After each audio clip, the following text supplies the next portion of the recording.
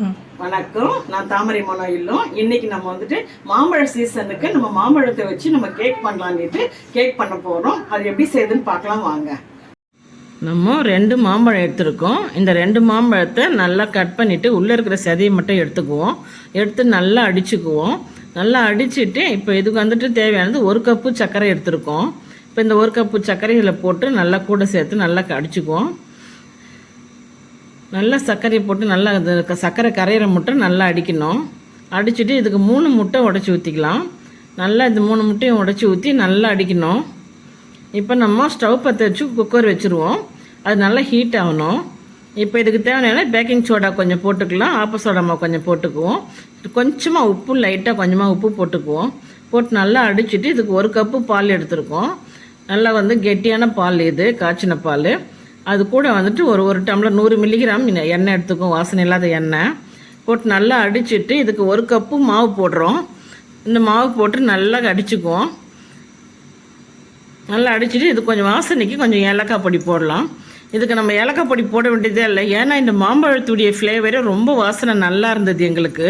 நாங்கள் தெரியாமல் தான் சரி ஏலக்காய் போடுவோன்னு போட்டோம். ஆனால் மாம்பழத்துடைய வாசனை ரொம்ப நல்லா இருந்தது.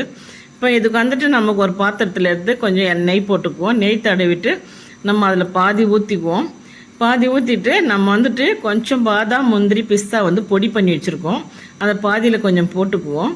போட்டுட்டு திருப்பினா நம்ம இருக்கிற மாவு திருப்பி நான் ஊற்றிக்கலாம். அதுலேயே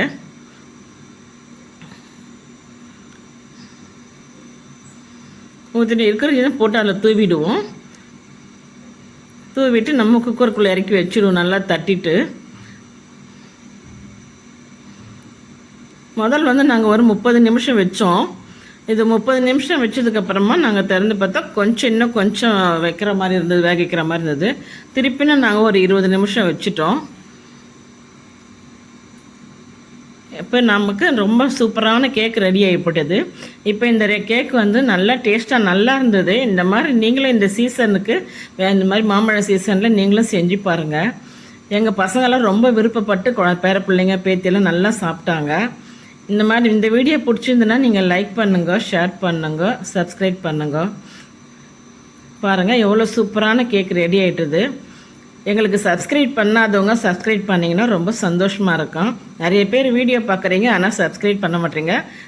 ப்ளீஸ் சப்ஸ்கிரைப் பண்ணிவிடுங்க. இப்போ நம்ம கேக் வெட்டி பார்ப்போம்.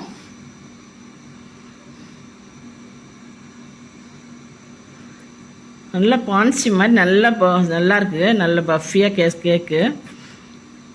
நல்ல கலருக்கும் நாங்கள் எதுவும் போடலை. அந்த எல்லோவும் அந்த பழத்துடைய ஃப்ளேவர் கலரே ரொம்ப அழகான கலர், நல்லா இருக்குது.